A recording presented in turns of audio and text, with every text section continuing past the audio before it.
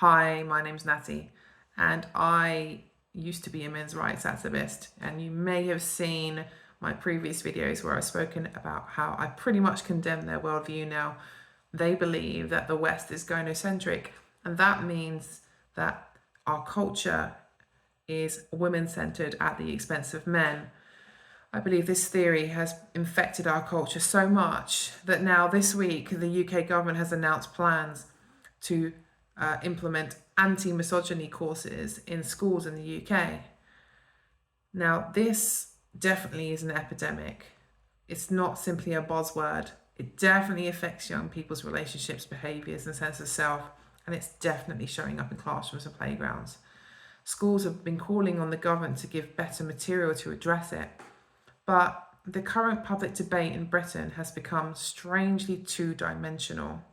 On one side, the right-wing caricature of wokeness dismisses the problem as a moral panic or feminists taking over. On the other, the liberal state solution leans heavily on structural egalitarianism, behavioural programs, and a pedagogical framing that can feel proscripted. It says things like teach consent, distinguish porn from real life, run anti-misogyny courses. But what's missing isn't only practical action, it's a sense of human meaning, ordered social life, and wisdom about masculinity and femininity. And that's kind of what I really want to talk about. There are limitations of this liberal order, and I don't believe that lessons are enough. The current policy response prioritizes education on consent, online harms, and teaching respectful relationships. They have funding for training, curriculum updates, and behavioural interventions. But underneath that is a default assumption. The problem is ignorance or bad socialisation, and that it can be fixed by information and behavioural change. This is an egalitarian liberal framework. The idea that if we just redistribute knowledge and stamp out toxic attitudes, gender will be equal and respectful relations will emerge. But the flaw here is twofold. Egalitarianism assumes symmetry of social problems.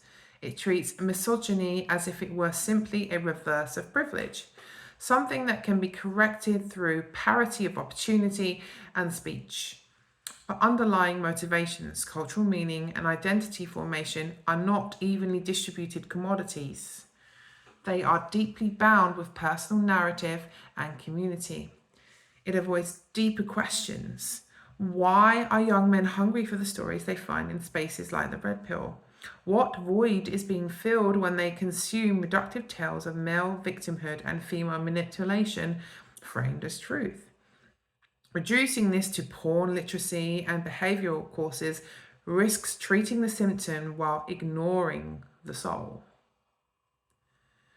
Some critics explain the rise of red pill manosphere ideology through gynocentrism theory, the idea that society is overly centered on women's needs at the expense of men's, that institutions favor women, and that men are now oppressed.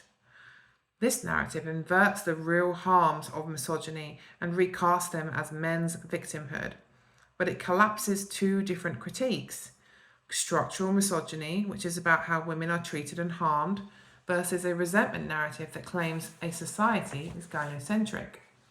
The problem with the latter is that it takes real male grievances, economic stress, and we're definitely feeling economic stress, I know that, identity confusion, lack of ritual, and positive role models, and it channels them into blame against women, feminism, not a search for deeper belonging or meaning. In other words, gynocentrism theory doesn't diagnose, it deflects, turning a cultural crisis into a culture war. The collapse of post-World War II social order into humanistic pluralism. Much of Western society relied on a shared narrative, a resilient combination of civil society, religious memory, civic duty, and a strong sense of ordered social good. Even if imperfect, there was a baseline consensus about the value of community, tradition, and mutual responsibility.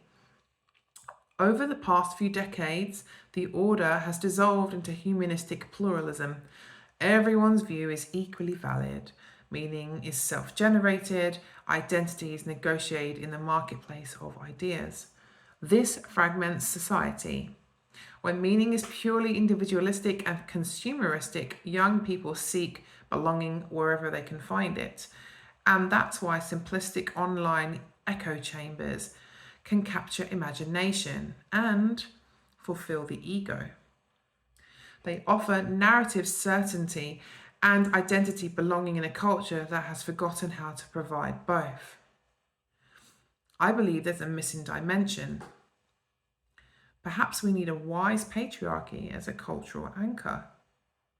An irony of current debates is that while many fear patriarchal authority for its abuses, what is truly missing is not authority per se, but wise patriarchy, Christ-like patriarchy.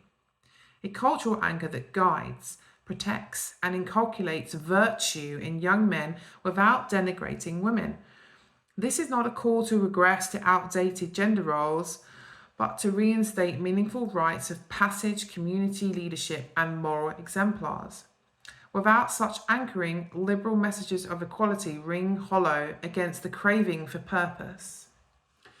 This leads us to an unusual cultural figure. Westminster's monarchy endures as a symbol. Could King Charles fill a Gandalf hole? King Charles III has persistently spoken about duty, service, spiritual depth, and higher purpose.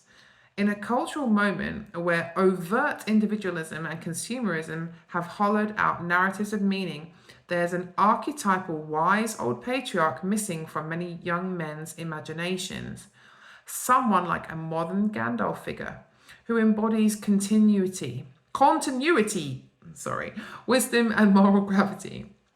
I'm not calling for political monarchy as policy, but culturally this kind of symbolic figure can ground a society that has become untethered from older sources of meaning.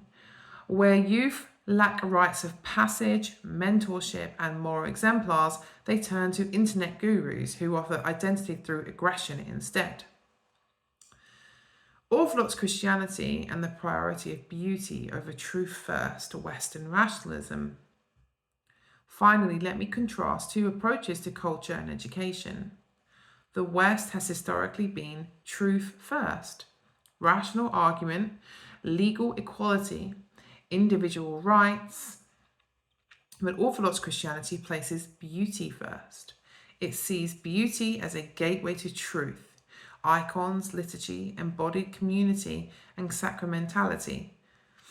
These provide ascetical and spiritual formation that shapes moral imagination, not just the intellect or the mind.